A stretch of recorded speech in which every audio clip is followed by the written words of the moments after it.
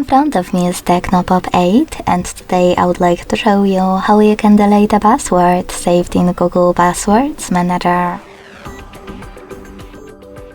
Begin by going into Settings and scrolling all the way down to access Users and Accounts.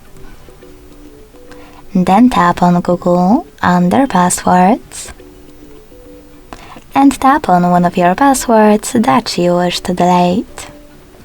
Following that, you need to enter your current screen lock and tap on Delete button next to the Edit one. Lastly, confirm your choice in the pop-up. Thanks so much for watching. If you enjoyed this video, leave a like, comment and subscribe. Bye!